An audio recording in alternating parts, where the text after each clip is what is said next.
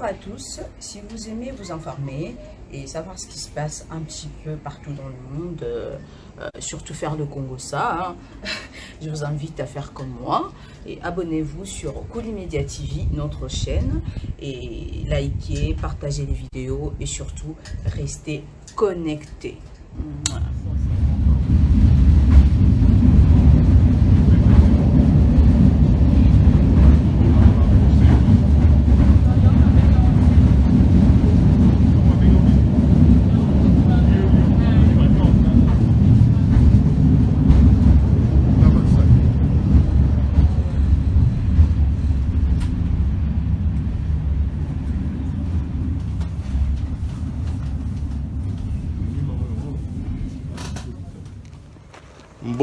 Mbote na bandeko na nyonso ya Koulimedia TV bisika nyonso bozali na mabota na bino na bamboka na bino bipai nyonso na mokili ya Nzambe.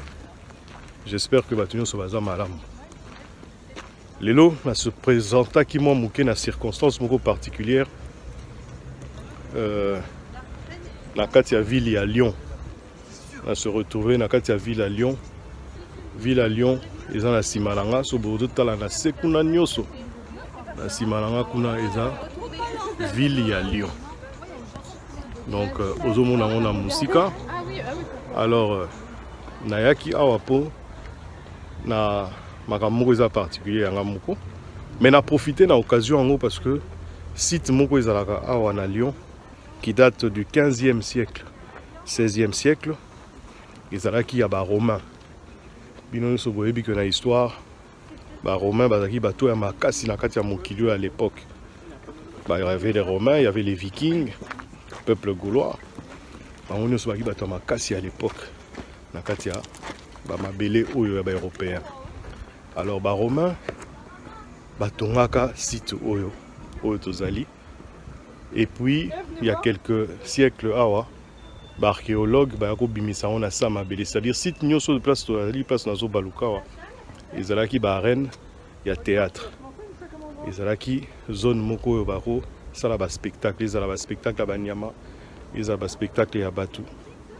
Ndenge ezala ba théâtre bani ba osala ngwa do ba mikunzi baza ko yawa pona ko tala ba théâtre.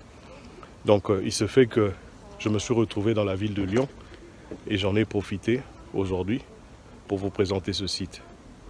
Ne zappez pas, restez scotchés plutôt. Et puis, Tokoba, na kati émission avec ça lelo. À bientôt.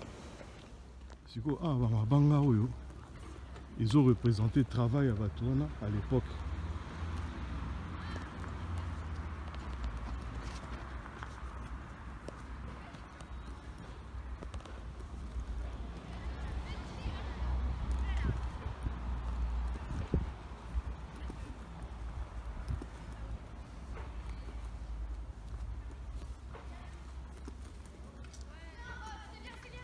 Omoni mabanga ils ont comptabilisé. C'est-à-dire que ils ont comptabilisé ba numéro. Parce que ils ont mabanga au bateau ba salaki à l'époque. C'est-à-dire chaque fois qu'il y a ka to moko elongwe to koyi ba longwe ba changwa pour permettre pour garder toujours l'histoire. Ils ont vraiment comptabilisé, ils ont numéroté.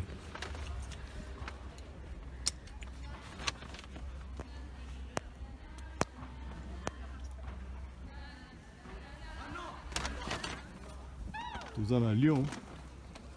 Tous en à Lyon.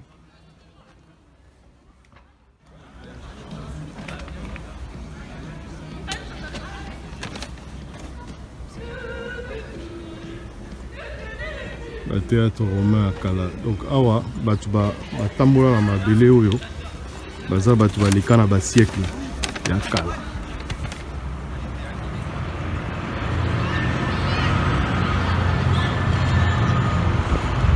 Et un site touristique.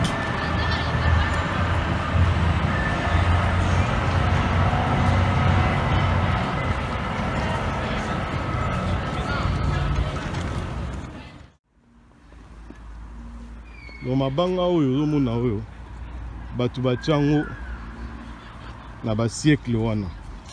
ba pavé ba mabanga minene minene pour na matati la place pour ça va théâtre.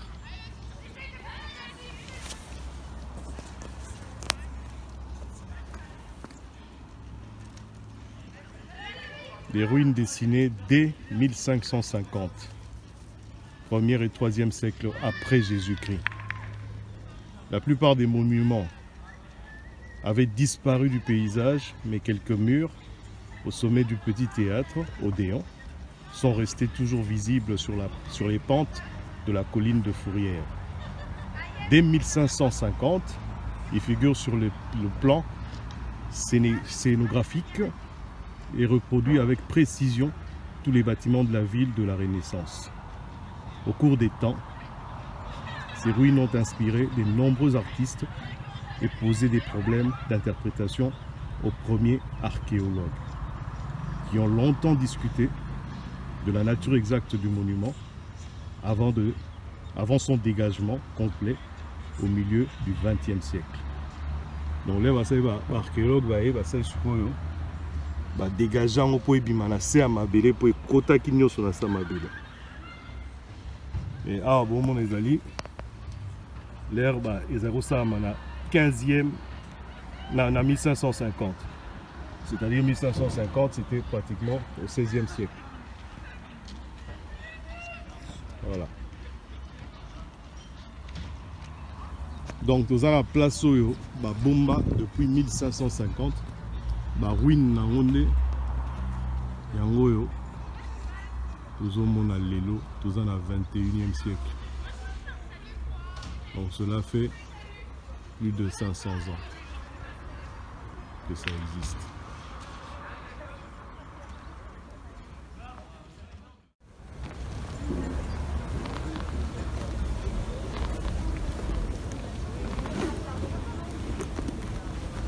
Ça c'est des pierres du 15e siècle, construite à la main. La tonga on a maboko au bas relique à Kala. Alors qui je suppose l'entrée des artistes.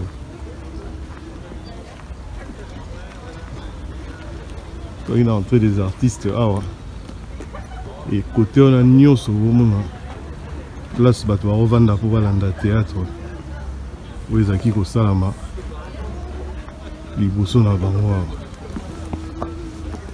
Donc à podium, et ça c'est l'arène, le théâtre. Bato barovanda pour batala théâtre. On avait soit le théâtre, soit des spectacles. Là où ça va. Et bango bazo bomba patrimoine nyonso pour la visite kaka touristique. Et biso pe na mboka na biso toza na patrimoine touristique, mais tozo exploiter en côté. C'est ça.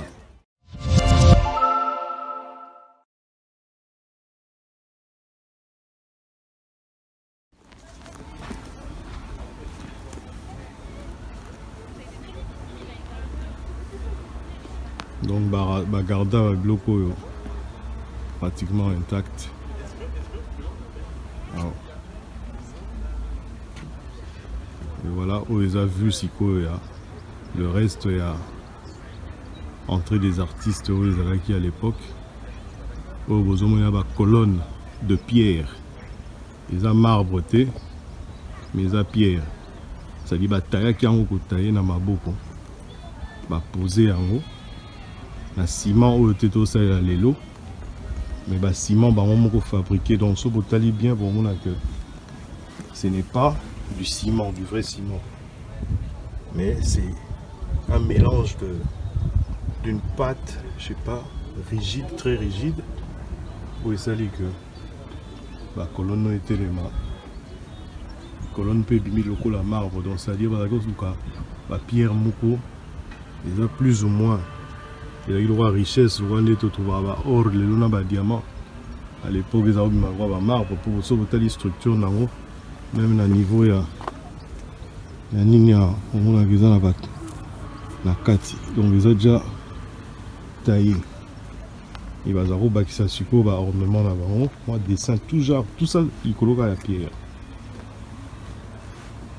tout ça il coloque à la pierre.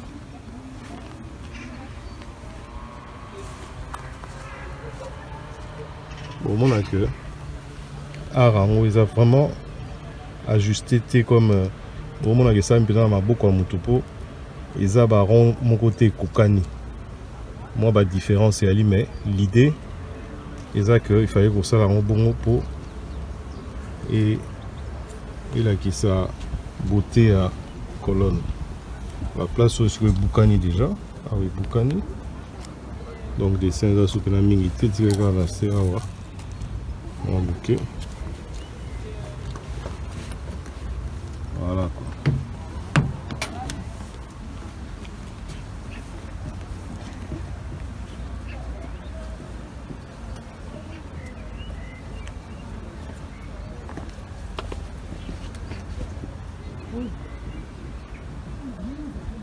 Alors kuna na musika bomona na moi colline wana bozomona kwa ba tunnel moko boye en vitre wana eza ya bango te wana eza sikoyo ba tunnel oyo l'homme moderne aye kosala na kati ya mabele eza ba tunnel oyo eza na kati ya musée donc musée eza oyo wana musée sikoyo so okoti na kati okita ti na kati ya ba tunnel wana po qui sont construites plutôt ba tunnel wana eza construit na kati ya mabele na kati ya falaise na kati ya colonne.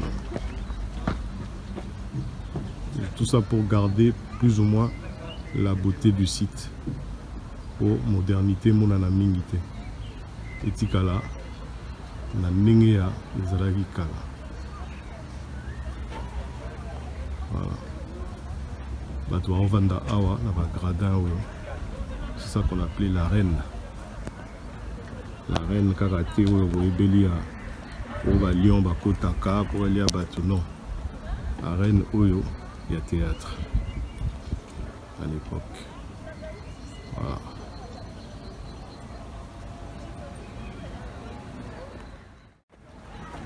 Un édifice fermé.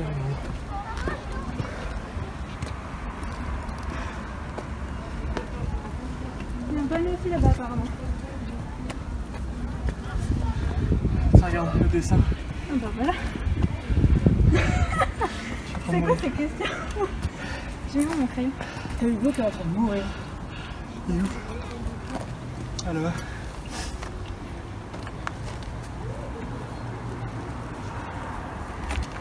Où est-ce que c'est? Qu'est-ce qu'il fout? Bah, à la limite, regardez si vous trouvez la pierre là. On va regarder ce qu'il faut se trouver. Voilà, donc tout ça toujours dans la ya reine en haut. Et dans l'arène, hormis place au Monaki, dans la série Bino où ils ont la Sekuna, place par ça va spectacle. Tout ça na ba colonne en fait, na outil kotanga net otangi biso nyoso. Ezaki na ba mur moko na di colonne ngo ezaki lokwa ya 30 mètres. Donc ils ont caché horizon nyoso na tozomona kuna à Paris et à Lyon plutôt. Au nyoso na kuna bomona na César Lyon.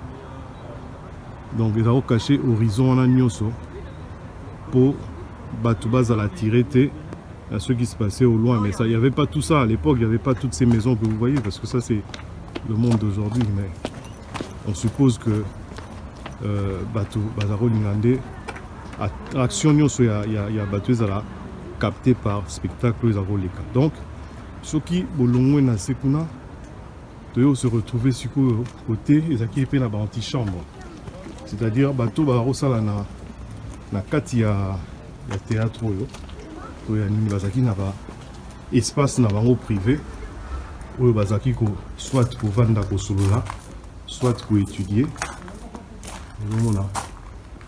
Donc là par exemple tout ça le roi na pupitre moko place mutu azaro telema bato bavandi awa baconseiller tout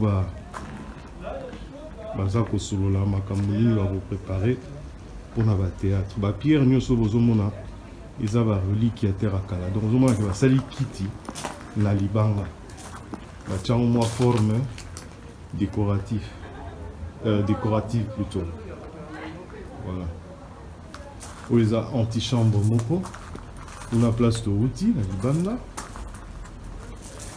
bamur bozomona bien que eza bamur ya époque 15e siècle 16e siècle 15e siècle 15e 16e toujours na kati bomona que eza cimenté pate moko boye oyo baza koposer mpona kotia bapierre oyo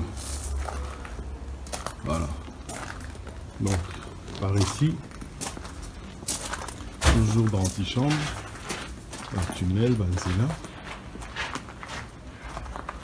oyo mpe so mati ememi bino toujours na kati ya l'antichambre mosaki likolo. Et lorsqu'on est dans cet endroit, on ressent quand même en touchant la pierre et Kalaoyo la force de... On ressent la force des gens qui ont construit ces trucs. Parce que ce n'est pas n'importe qui. On suppose aussi que Zaki ba esclave. Parce que à l'époque, à Romain, on a mini bato a reconstruit le bloc pour Zaki ba esclave.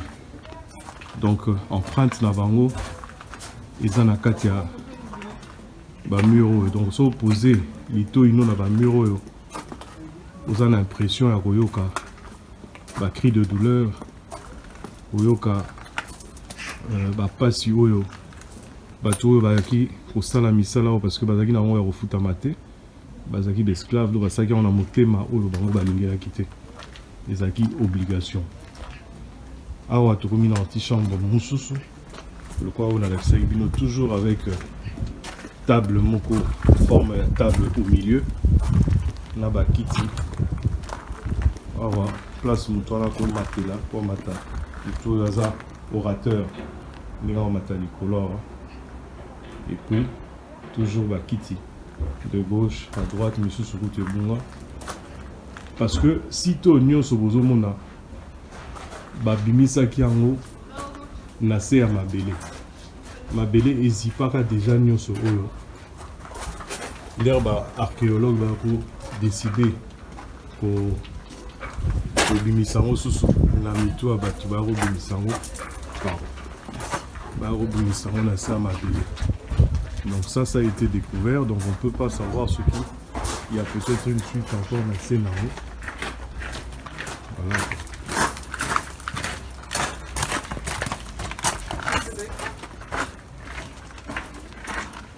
Ah, on a mingi na ba étudiants, ba prof na bango bazoti na bango avec ba travaux pratiques du na pour la histoire, entre autres ba pas s'imprégner pe na réalité na oyo bazotanga na classe o ba benga ba travaux pratiques biso toza na ngo susute même ba laboratoire kako ya chimie biologie na ba université to ba école ezalaka susute. Laboratoire et physique et à la sous-souté. Voilà. Alors, Tobimi n'a pas antichambre, je peux toujours quitter. Malembe, Otozonga à centre-ville. En fait, pour l'enfant m'appeler Aura. Il faut emprunter la fontaine, initiaire. Et ça, le vol moi, militaire, mon cowboy, et ma ngomba. Ah, toi, vraiment, dans Ngomba, vous avez sur la ville de Lyon. Ils ont vraiment vu, à partir d'ici, la musique. Vraiment, la ville de Lyon. On a Kuna Nassé. C'est Kuna Toron, la ville de Lyon. Lyon soit la Sekuna, la ville de Lyon. Et ici, Tozana, à Rennes. Voilà.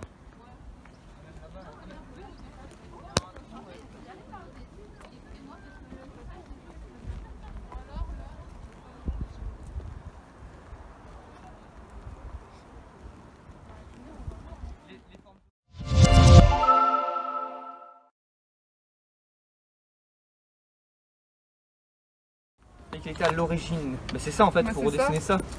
J'ai l'impression. Mais il y a même le bâtiment qui était en face. Ah, en fait, c'était face comme ça, donc il y avait carrément des. Ah ouais, c'était carrément un immeuble en plus. Donc, je ne sais pas comme ça. T'inquiète, t'inquiète. Bah, en fait, je pense que ça va pas coupé en haut et soit en bas. Mais là-haut, on a le tout en haut. Alors, parmi on a vu Sabino tout à l'heure. Sur le Talina illustration, on a. Là-bas, oui. Bon, mon acteur.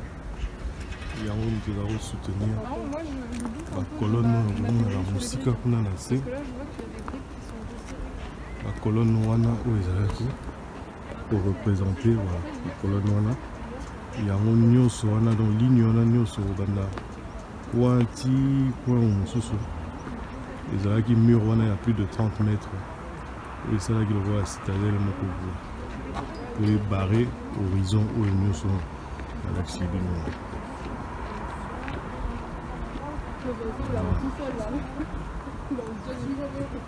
Autant la structure à ma banga, mais la taille qui a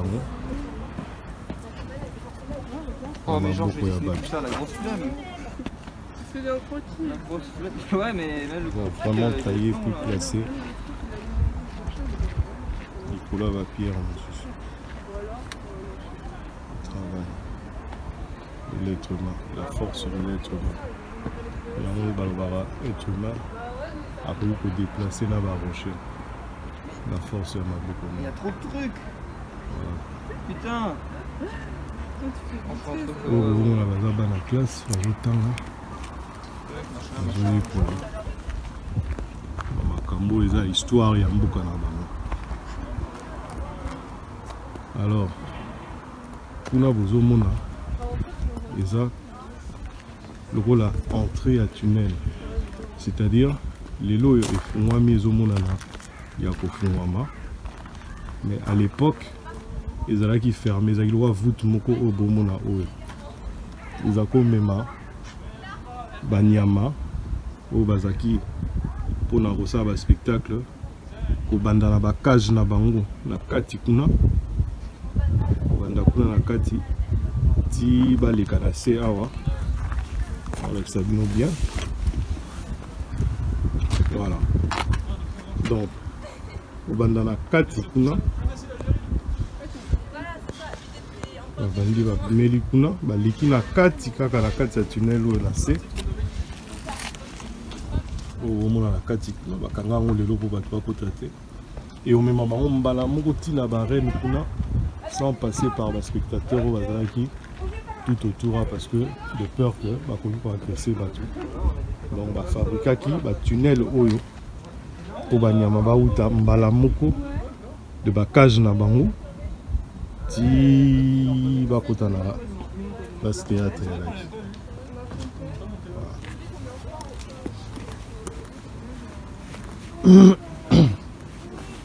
au monde de côté na sa mabele et tire côté na sa mabele et traverser monde et que vous venez la cible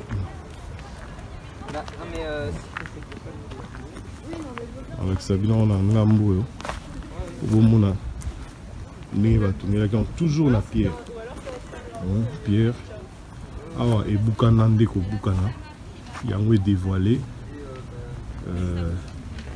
ndenge ezalaki ozomona batunnel ya banyama ndenge ezalaki po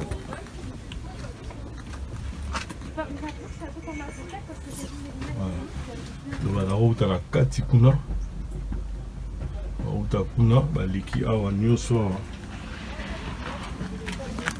bakiti susu awa tuyaki ferme mais ebukana awa siècle ndenge ezoleka et dévoiler tunnel donc ememi yango mbala moko ti na se kuna place ya barene ya kuna na se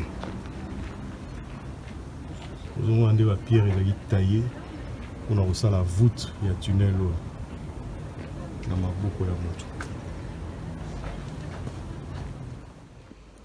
Voilà bandeko na ngai na nsima na nga bozomona eza toujours basite archéologique wana site oyo ya théâtre eza na nsima na nga Liboso Nanga est à ville à Lyon, en Moussika.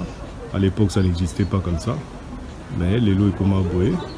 Mais si tu es Tikala Kaka, on a besoin de mon plateau Oyo, scène, où avec une scène, place, artiste, bazako se produire là, devant le public.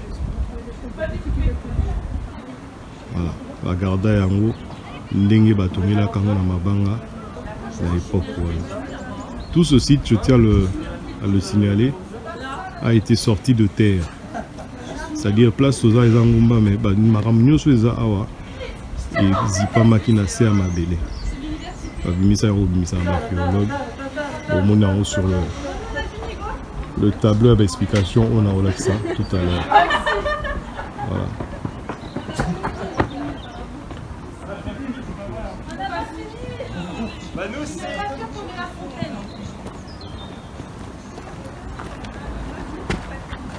Parce qu'on n'a pas du tout photographié le trou. Photographié par ce coquille. Mais c'est pas ça la fontaine. Tu n'auras pas ta photo, c'est nous devant. Ouais, il y a le fontaine. Voilà, j'ai pris en photo la fontaine. Allez, hop, va. Juliette, elle est où la boutique? Pour les Aragis Fontaine, Ah mais oui, à l'époque quoi. on est dedans. On est dedans? Oui. Voilà, chers amis de Cool Media TV, on est arrivé à la fin de notre reportage sur la ville de Lyon. Tokomiko kende malembe ozoba train na biso. On a rozonga na mboka ya Panama. Kati à Paris quoi. J'espère que vous vous êtes régalés. À sujet oyo ya arène oyo ya ba romain. Pour visiter le Mont Nabino. Profiter de la vue de Lyon. On est sur la grande place. Tous en arrêt centre-ville. Il y a Lyon. Voilà, donc vous profitez d'en et puis les gars dans le baga, tout le monde a dit Namikolo et Zoyingela. Bien de bonnes choses à vous et chez vous. Merci. À très bientôt. Bonjour à tous, si vous aimez vous informer et savoir ce qui se passe un petit peu partout dans le monde, surtout faire le Congo ça, je vous invite à faire comme moi et abonnez-vous sur Cool Media TV, notre chaîne, et likez, partagez les vidéos et surtout restez connectés. Voilà.